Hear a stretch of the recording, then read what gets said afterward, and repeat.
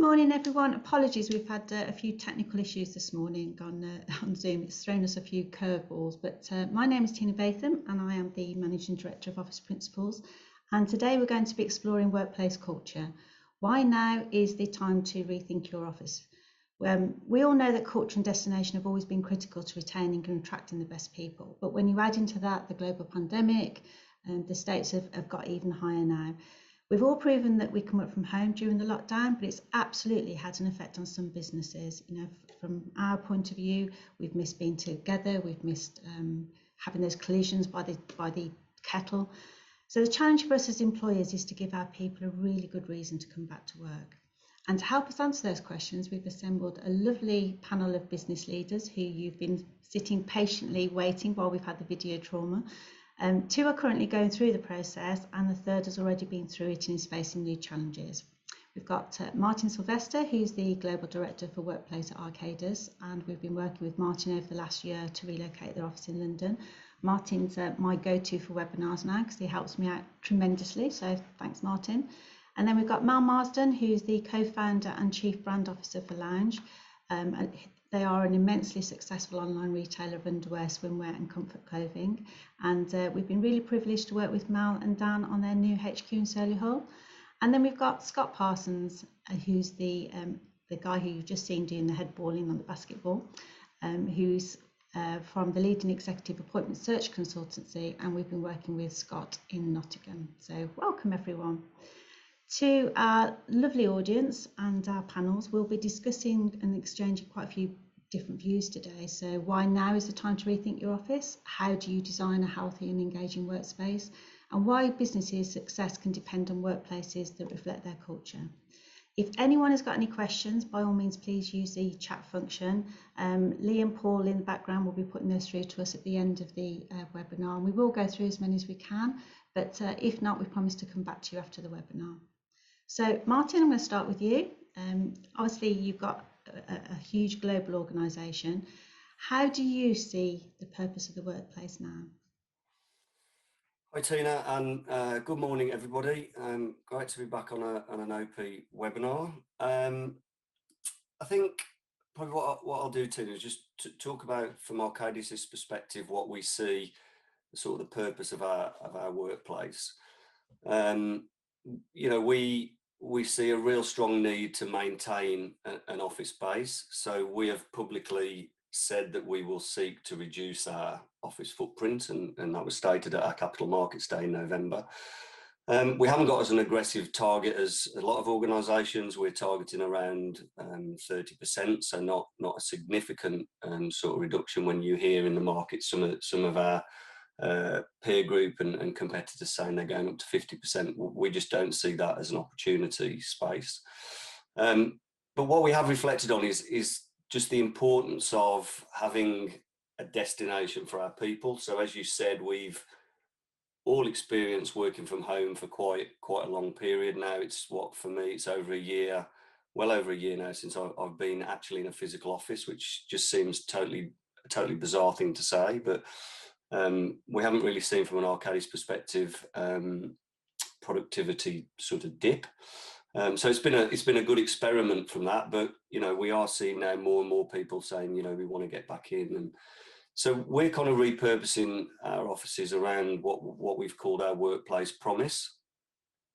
And there's a lot of thought and effort got into that, and indeed in our London project, which you've been working with us on, that's kind of the new blueprint for what Arcadis will look like. And that's for us is to create sustainable, inclusive workplaces that inspire our clients, enhance collaboration, and promote the well-being and health of all Arcadians.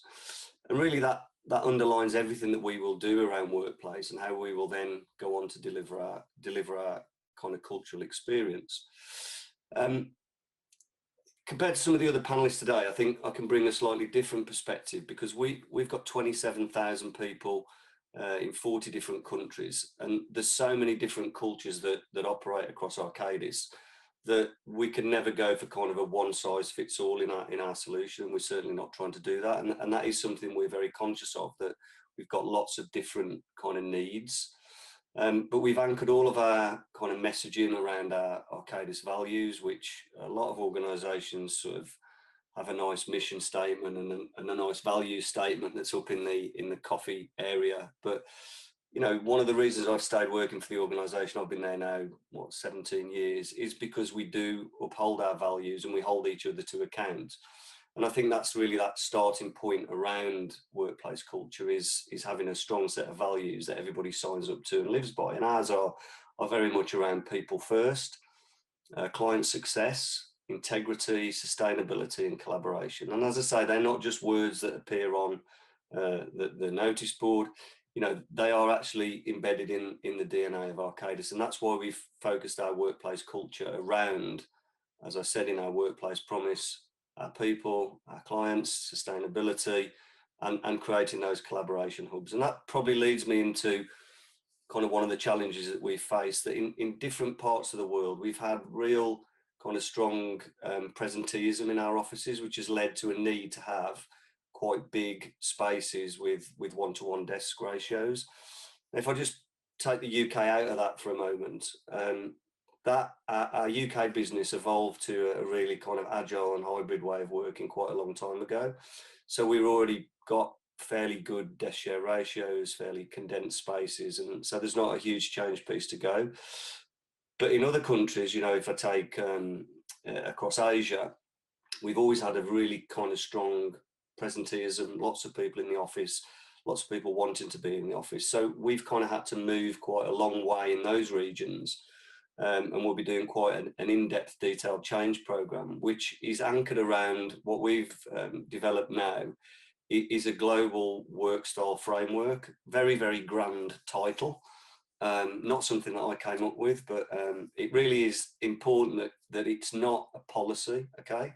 We are not an organisation that's going to tell our people how to work and where to work and when to work.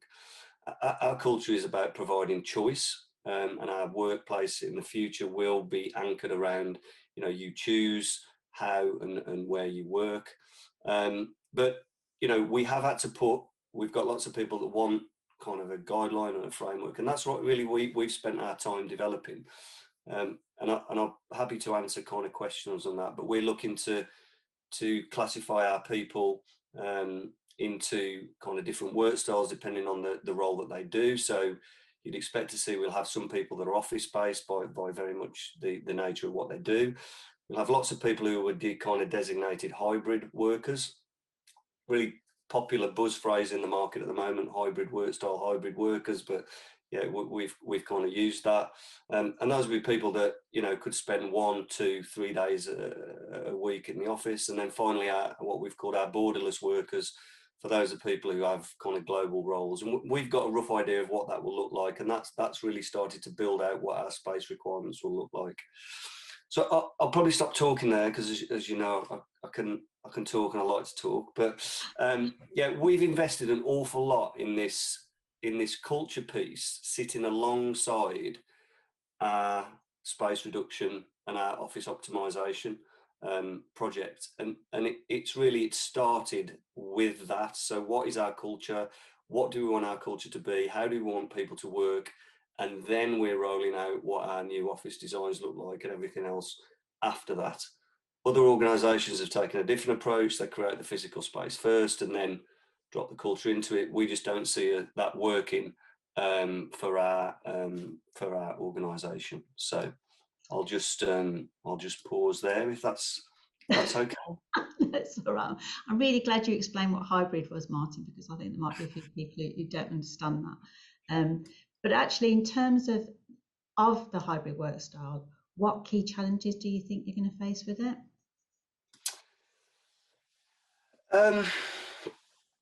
I think that, again, it goes back to there'll be different challenges in different countries. There is what we've seen from the work from home, let's call it, as I said, an experiment, is we've built a stronger relationship with our people and trust has really come to the forefront.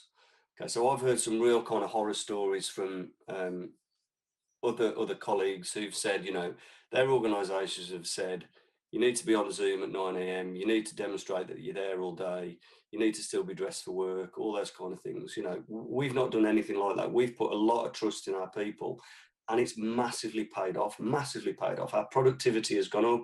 Our financial results have improved in certain areas, and that's what we're a service business that relies on time build. So we've seen our productivity go, and that's through trusting our people, and we've seen that come back. And our engagement scores are massively higher than they were pre-lockdown with our people. But the challenge will be, as we start to drift back, is not just going back to the old ways of working, not your manager saying to you, right, I want you in 9 o'clock, I want you at your desk, all that kind of thing. So we're investing quite a lot in, as I said, in the change program, to get our managers and our leaders on the page of remote leadership and what remote management of teams look like. We've got lots of experience of that through our global excellence centres. We've got 2,500 people based out in the Philippines and India. So we're used to managing kind of virtual teams, but we need to just kind of ramp that up a bit, because I think that is the biggest challenge and risk, is people just drift back to the kind of old ways. And if that happens, we've lost a huge kind of opportunity. I'd actually really agree with you on this, Justin, because we, as you can imagine, through this pandemic, we've liaised with lots of different companies and from lots of different backgrounds. And the biggest pushback has been from the companies who didn't show that trust to their staff, have literally been, we don't want to come back, because they've been given this freedom. It's a bit like kids in a playground, and I can do this, I'm going to work really hard, but I want to do it at home now because I'm frightened of coming back to the office. And then the people who have had that trust previously, like our industry, we tend to experience that a lot anyway, because we come and go. We've craved getting back into the office because we've missed that collision, that culture of engaging and bouncing ideas off everybody, and what do you like this sample, do you not like that? So I do genuinely believe that one of the biggest learnings through this pandemic, regardless of what this webinar is about, is actually trust. And that is, trust your people. If you trust them, they'll actually come to the table for you. And those that don't shouldn't be working for you anyway. So that's a bit of a separate issue, but I do firmly believe that is a key thing. You talk also, Martin, about less people coming into the office. Do you think that's going to affect your culture, or do you actually think that it's going to make it a little bit more exciting for you? I mean, there's quite a lot if you kind of read around the subject of moving away from having no office space, and I think there's a really good kind of article on the IBM model, where they pushed everybody out and decided not to have any office spaces, and it just didn't work well, and they had to start bringing people back in. I think there's a need to invest in maintaining that culture. So we've done really well in terms of kind of Zoom check-ins and all that kind of stuff, but there's a lot of fatigue around that. So we're looking at new ways of kind of making that cultural connectivity. Some really good kinds of culture connection tech coming out there. I've worked with a couple of organisations now. Microsoft have got a product coming out that I'm aware of as well, which is pretty good to maintain that connectivity. But I think, Tina, it still comes back to we as an organisation, we've got a lot of very sociable people, and that connection is only maintained face to face. That's why we've taken a decision that we won't exit our office footprints. We will maintain spaces where people can come together, where they can connect. There's a really nice expression that somebody used in the other day, is that's recharge your social capital, which I kind of really liked. It sounds a lot more intellectual than I was going to say, is that going to go in your little black book of comments? Because you've got exactly, yeah. It just sounds a lot more intellectual than getting back together for a drink. But so I'm fully intending to embrace that and recharge my social capital when I can. But joking apart, I think that is it. It's about being able to get those spaces, and what we've created with your support in London very much does that. We've dropped a lot of the desks. We've got a lot more kind of areas where people can get together, where I'm not trying to say that, okay, this is all about socialising at work, because it's not. But it is very, very important to us that people are happy in what they're doing. You know, we hold that very dear to us at a leadership level, and focusing, you know, on, as I said, our values people first. It is about putting our people first. So, you know, and we think we can bring clients on that journey as well with the experience coming into our offices, that they've got great places as well to connect and collaborate. So, yeah, I think that you know, it's that you know, that social capital bit that's really important. And not to mention, it's going to be beautiful when you move in. So Of it is going course, to of be course, quite stunning, isn't it? of course. Thanks, Martin. Always a pleasure to talk to you. Um, Arcadis, for those of you that don't know, are a massive multinational business, and it is going through the process, as Martin's outlined, across globally. But our next guest, Mal, is from a fast-growing UK business and is developing a new HQ, which we affectionately know as She. I think that's fair to say, Mal. So I'm going to sort of pass across to you now, man, and just ask you a few questions if I can. So Lounge has grown incredibly fast from its inception, and you've moved 6 times in the last 5 years. Oh, sorry, 5 times in the last 6 years. How did you, from a standing start, develop that culture, and how is it evolving in those early years? So hi everyone, thanks for having me. So Lounge was founded just over 5 years ago, and I suppose that early culture really has derived from, I think it's that authenticity and that kind of human touch that Dan and I have brought to everything that we do. Um, I mean, we've grown from, through the pandemic, even from 28 staff through to now 120 plus, still growing. And I think it's that kind of culture that we had from the beginning, that real hard work that everyone can see that Dan and I put in from those early days, that has really made everyone feel that they're sort of they're part of something. And I think that's something Dan and I make a real kind of priority in terms of how we build our culture. So I think it kind of comes back to those, for me anyway, it comes back to those humble beginnings where everyone feels like they're actually connected to the journey that we're on, and they feel like they're really a part of something. So if you just take that one step further, Mal, getting to know the both of you, that does come across in everything that you do when you talk to us, when you explain things. Mm. How do you feel that's going to develop into this massive HQ? You've been massively recruiting during the pandemic, so you've got a huge volume of people, and I suspect some of them have never met each other. So you're going to bring them into this big, beautiful new space with some lovely things in.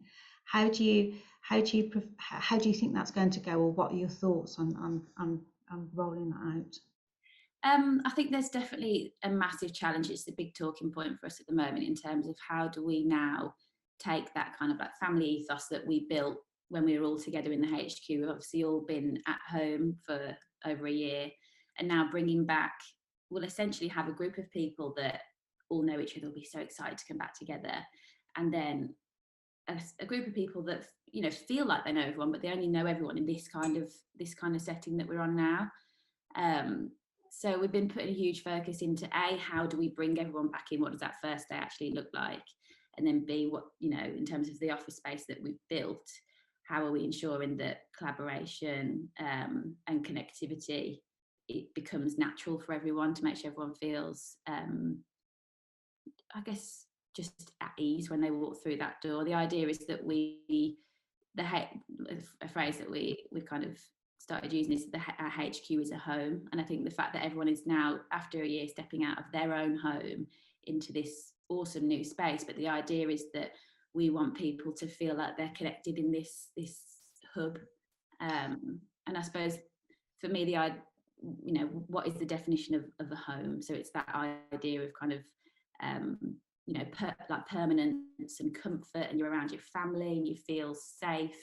It's somewhere that a home is somewhere you build memories, for example, and somewhere you feel like you can actually just be yourself. And I think that's the real important bit of what we're creating at the new HQ, so that when those people enter that space, so Mal, obviously I know because we've designed it, but for the audience who have only seen some pictures on there, how has that been translated from making it feel like a home into you're actually going into an office environment? And how have you made that transition, and what sort of things are you putting into there that give people that feeling, and how do you think that translates into getting more productivity out of people?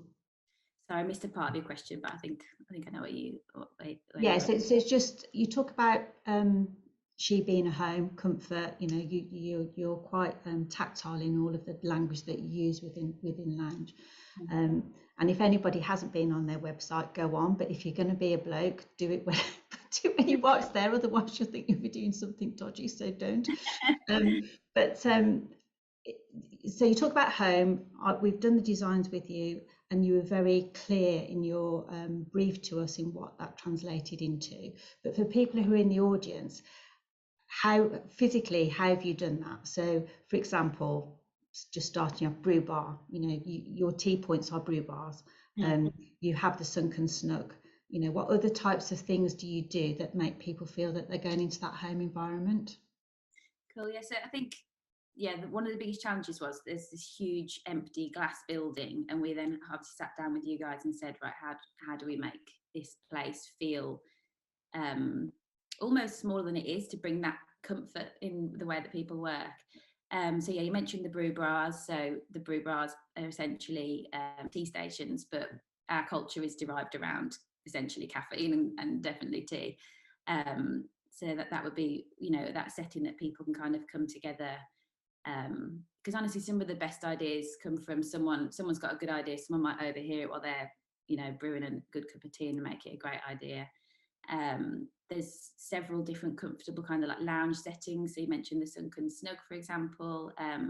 That looks out onto an absolutely insane view at the back, which is there's like a pond, and we've quite literally like cemented our place in the HQ with this huge lettering, which you'll have seen on the video piece at the beginning. So that's designed to be a space that it's a seating area essentially. So, you know, when the sun does shine, everyone can kind of sit there and collaborate.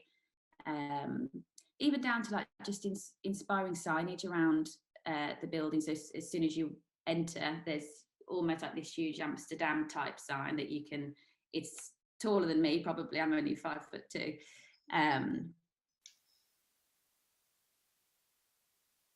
Oh, I think you might have frozen, Mal. Mal, are you there? Just for the audience, just while we're waiting to see if Mal is. Oh, you froze a bit there, Mal. Luckily, it wasn't in a bad state of looking, so you're okay. Not putting any faces, so you're all right.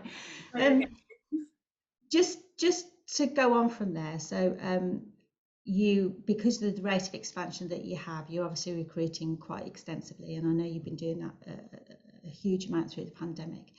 How do you feel that your new offices will help you attract and retain that talent? Yeah, so what I'd say is the retention of our current staff is almost as important as attracting new talent. I mean, people that have grown through with us through, you know, all 5 different moves, as you mentioned earlier. I think in a way, those 5 moves they almost kind of put a rocket in their pants, and it does excite them even more because they're on this amazing journey. But actually now to kind of say, look, we feel like we're gonna be in this space for a long time, and this is what you're going to be entering, you know, with the cinema club, we're going to have a gym, we're going to have all this amazing collaborative space, etc., etc. That is so crucial to ensuring that those people that now have that real in-depth understanding of the brand, like we've matured as a business as well, and can offer them what.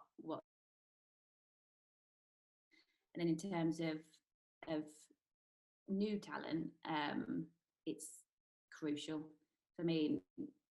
We essentially recruiting the millennials of the world, or even I heard a phrase, the coronials, so people that are coming out of the pandemic, these people that have found so much comfort. I don't think I quite like that name, coronials. It sounds like you've got a dodgy calling.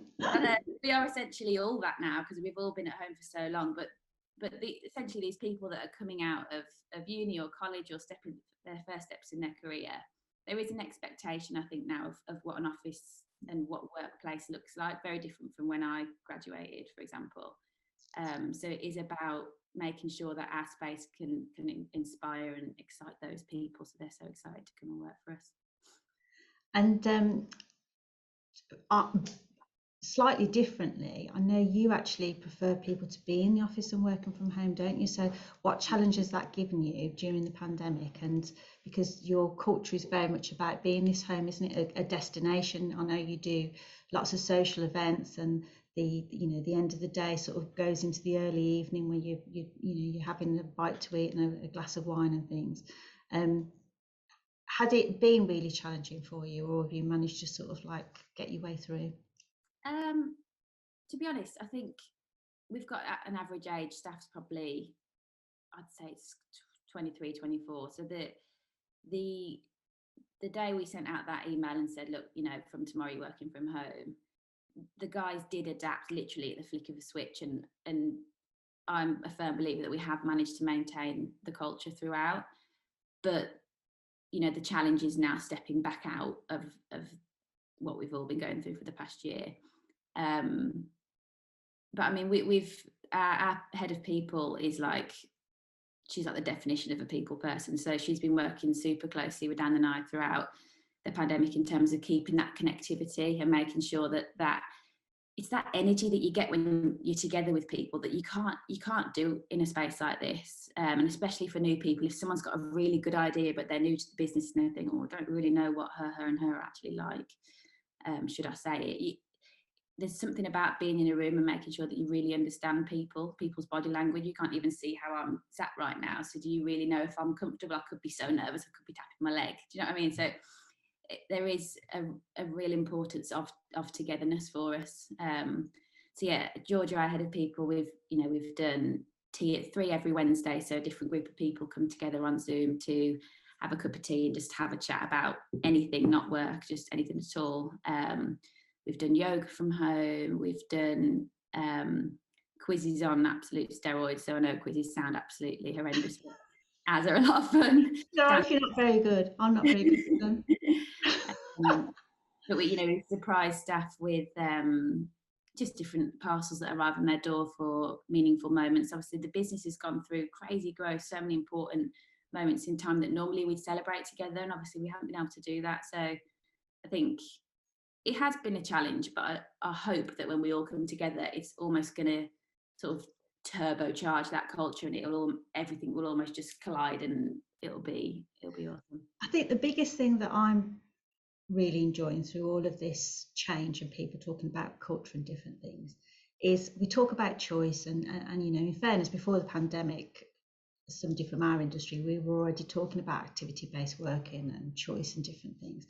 But I think the difference is now is that people are allowed to be who they are and who they want. And when we used to go into offices and you've got rows and rows of desks look like battery hens, with people sat at a desk and not speaking, and they went to that desk and they didn't do this.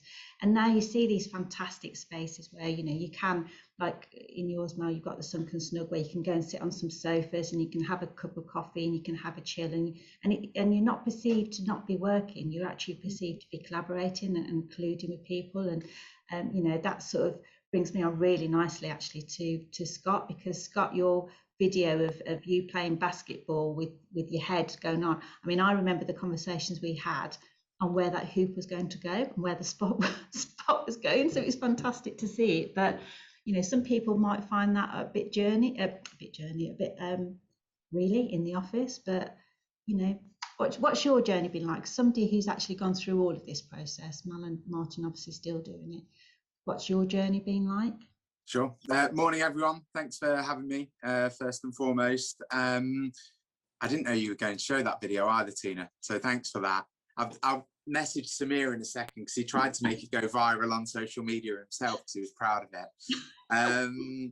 But yeah, it's been, I suppose, similar journey to Mel in some ways, in that we are 6 years old. We've had plenty of office moves throughout the 6 years as well. And we saw our HQ in Nottingham that you helped us out with as a permanent home that we wanted to make, I suppose, accessible for everybody, but a great place to work for everybody. And I think you summed it up perfectly at the start of making the workplace so awesome that people want to come in rather than we don't have a policy that everyone's got to come in 5 days a week, but we've seen, I suppose, since restrictions have started lifting, our guys are in 80% of the time, just through wanting to be in, wanting to collaborate with the peers. And I agree, there's no real substitute for, we can adapt, we can work well with Zoom and video calls and that type of thing, but it's just not the same, is it? It's much better being around people, in my opinion, and collaborating, having those coffee machine chats and all of that type of thing is brilliant for building a culture in a fast growing business. Just a question for you actually, Scott, because I think if people are listening to this, they might be thinking, well, you know, Mal's got a really young demographic workforce, you know, they're used to doing these things. And from your point of view, what is your demographic? What sort of age range have you got within your business? Yeah, slightly older, but not too far away. So our average age is about 30, I would say. So we've got a real mix. We take on quite a few graduates, but then we also have an experienced cohort as well, of people within the offices. But there's a really good mix. But I suppose the office workplace, we've tried to develop it so that it does appeal to all.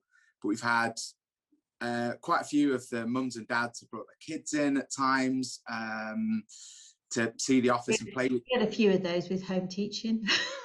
Yeah. The wife got fed up, so the kids came in. The kids have loved it because they've been playing on the putting green and shooting through the basketball hoop and watching films in the cinema bit. So we tried to make it so that it appeals to everyone, so that they want to come in rather than feel forced to come in. And I think, in fairness, because I'm probably the oldest person of the panelists on this call, I love a fun working environment, and I know lots of older people do. I think it's more about who you are as a person, and I think the fact that, you know, if you're feeling a bit tired one day and you want to go and work somewhere quiet, that's what we call activity-based working. So you'll have that setting where somebody can go and do that. If you want to be bouncy, fun and collaborate and have, I think there's an area for that. And I think all three of your offices actually do all of that very well in different cultural environments. So yes, Scott's got his hoop, you know, and his basketball and different things and lots of other stuff. But Martin, you've got some cool chill out areas and some well-being areas where you're looking out into some fantastic views with lots of plants and different things. And then Mal, you've got your, you know, I was going to say patio then, but Claire will kill me, the decking at the back over the lake where you can have your gin and tonic and a bit of a thing. So you've all got something which gives to your people, but you've all got it within the culture of the type of business that you are. And I think that's a credit to all three of you, actually, that you've been brave enough to A, trust your people, B, really give them an environment that empowers them to be the best they can be. And that's one of my biggest sayings at the minute is, let your people be the best they can be. And if you can give them the platform to do that, then they'll just rise. And you're all from very incredibly successful businesses, so you've got to be doing something right. So, you know, so that's really great. So just, Scott, coming back to your offices, what would you say the challenges were of interpreting that culture into your workplace? Great question. There was plenty of them. I think I experienced a few of them with you, didn't I? With that ceiling. Yeah, the ceiling for one of how I pictured it. But I found the whole process super exciting, to be honest, of coming up with crazy ideas as a management team of what we wanted the space to be, what we wanted it to be for our current workforce to make sure that we retain them, but how we're going to attract the talent of tomorrow as well. And then all of your designers bringing it to life was a really exciting process. The challenging parts were mainly related to COVID, of delays on delivery. We pushed the button on moving to our new HQ March 2020, so our timing couldn't be worse at all. And that stalled everything for about 3 or 4 months or so, with everything shutting down. But then even little things with, we've got that switch glass, the smart switch glass, where at the touch of a button it becomes see-through or opaque, and the office was all ready to be done, and then it got stuck. France announced an immediate lockdown and the switch glass was in France, so we then had the challenge, and I was speaking to Andy and a few of the others at OP to say, what do? Do we get a lorry and try and get there before midnight to load it on the back of a lorry ourselves to get it out? Like those type of challenges more than anything. But I found the whole process super exciting. Did you ever worry about it all? Because there was quite a lot of comments on social media about your huge investment, and you know, did you worry about it, or were you just excited? I'd be lying if I said no, kind of March, April 2020, because the world obviously turned on its head overnight. But then we had a long sit down as a management team over Zoom, but we were talking about what we want the business to be, what we want the culture to be. And it came back to those underlying principles of we'll all work better collaboratively. This is a moment in time rather than this isn't going to last forever. Rather than think about the next 6 months, the next 12 months, let's plan for the next 5 years, next 10 years of what we want the business to be. And I think as soon as we made that decision, we never looked back and never had any, oh, are we doing the right thing type moments, because we believed in what we were building and believed in the culture. I think that's a really important message actually for everybody, because there are so many companies that we talk to that are a bit like, I can't think of a different phrase, but sitting on the fence a little bit. So like, what if that happens? What if people don't want to come back? What if the thing, do we invest in this estate? Do we not? Do, you know, all of these things. And I think that from our experience and talking to people such as yourself, you just got to go with it, and you've just got to trust your judgment, and you've just got to trust your people, and it will all come together. And yes, there's investment, but can it ever not be anything other than an investment if you're investing in your people? It can't be, can it? Because you train the best, you keep the best, you attract the best. Is there anything that you've learned, Scott, that you could pass on to Malin? I know Marty's nearly at the end of his journey, but is there any lessons learned that you think you could share with people? Trust the designers more, I suppose, as a starting point. It will all look good when it comes out.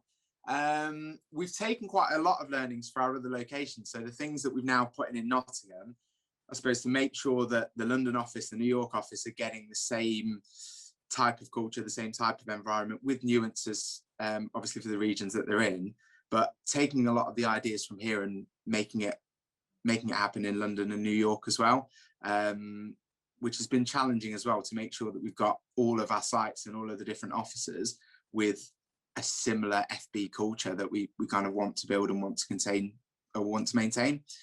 That's quite interesting actually, because that comes back to Martin's point, which is that cultures in different countries need and want different things. So it's about keeping, you know, those two are quite similar actually from both your point of views there. Yeah, and we've seen that our people in Nottingham, we surveyed all of our people, we even surveyed talent coming in, and with us being in talent and recruitment, we've seen a lot of growing clients do some really good things and some clients not do some really good things as well. So we've learned a lot from kind of what our clients have done with their office spaces as well. But it was a completely different set of results from our people in London, people in New York, compared to the people in Nottingham. Yeah. Things like Nottingham driving into work, so there was less risk of public transport. Even the New York thing is changed more than I ever thought it would do. As in, there's more people there that don't want to go back into the office, when we thought if you worked in Manhattan, you'd want to be in the city every day. But yeah, it's been really interesting and loads of learns from it. Thank you. So I think all three of you have made some really interesting things, and it's a massive topic. But my kind assistant, Paul, is just writing some questions down for me. So I think the first one's to you, Martin. How do you manage not to have a one-size-fits-all approach? I saw that question. I thought I'd pick that as off. I have answered some of them on text. So you're very naughty for doing that, because I can never keep up with you. But in the background. But I just want to comment on one thing that you said there, Tina, that we're getting towards the end of our journey. Just in case there is anybody from Arcadis on the call, that we've got 350 properties globally. Sorry, I'm just talking about London. And we've done 2, so I've still got quite a few to go. So just in case, you know, my boss is on the call and thinks I haven't got anything to do for the next 3 years, just want to get that one out. So how do we make sure we don't have a one-size-fits-all? So we've invested in developing global guidelines. So I came into this role about 2 years ago, and we had a very, very prescriptive set of design guidelines that had been rolled out, which made every Arcadis office very, very similar. It's quite easy and quite formulaic to go and select a site, do the fit out, everything else. And what I recognised was, as I said, and it goes back to culture, that we want every Arcadis office to feel like it's Arcadis, but we don't want it to look the same. So to avoid having a one size fits all, we've gone for design guidelines, and we will employ designers that are within that region. So if we're doing a project in Germany, we will engage a German architect, not an American architect or a British architect to go and do that design, because I think that's really important, that you're not, again, if you're trying to create a people first culture, you're not just imposing on them, this is the Arcadis brand and this is what you do. So it is so to Sarah, it's very much around a design framework, not a design guideline. I was nearly going to be a mute then. I thought I'd done really well. All that. Got another one for you, Martin. How should business prepare, and what support should they provide for people working from home, example IT, broadband, etc.? So that's another interesting question that we've looked at quite a lot. And again, so in different parts of the world, there are requirements. So point to Germany, where we've got workers' council agreements which set how we interact with our people. We've decided at the start of lockdown that we would support everyone with a home office setup. So we either provided equipment or monetary payment, and in some countries they could go onto our procurement system and order equipment. But we've advanced that now to look and do a costing and really understand what are the implications of providing additional financial support from working at home. So increased heating bills, everything else. As I say, what we haven't rolled that out yet. It's still under discussion at board level. It is phenomenally expensive, primarily because of the tax implications in different countries of providing additional support to people. So any organisation that is thinking about this, I would encourage you to look at it, very, very carefully. Don't make bold statements that, yeah, we're gonna give you a home working allowance and all that kind of stuff before you've thoroughly understood the costs associated with it. For Arcadis, it's quite significant. That doesn't mean that we won't do it, but it's about getting the right balance on, what's the right level of financial support, and what's the right approach around equipment provision. So a really difficult area to kind of crack for any organisation, I think. Thanks, Martin. Scott, one for you. So years ago, most offices had immaculate reception areas, and visitors were screened from seeing the dirty underbelly of the company. I'm not quite sure what that is. Is this now acceptable to have fun spaces, i.e. pool tables and things? I think so.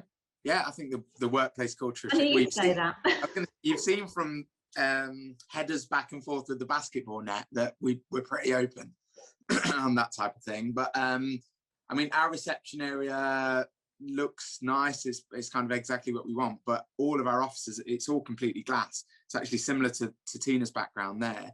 So anybody, clients, candidates, whoever's coming into our building sees the full picture of the office anyway. But I actually think that's a good thing, because we never have a quick panic, a client's coming in or someone's bringing the kids in or there's somebody coming in. It's just business as usual, and we're kind of proud of that culture. Do you not think I think this is a really good thing of the pandemic. Do you not think that's part of this now? It's acceptable, isn't it, for the kids to be walking past the screen, or people have become people, haven't they? They haven't become roles, if that makes sense, and I think that's really fantastic. So I think I would agree with you, Scott, in why would you not embrace who your people are if that's the people that are delivering for you your service? So embrace who they are and what they are. I don't think there's anything to be to hide, in fairness. I think it'd be great. Less messy desks. I've got a bit of a thing about messy desks. Mal, question for you. How important is a clear company policy vision to ensure employees are brought into the culture of the business? How does this influence discussions and working environment? Do you want me to read that one again for you?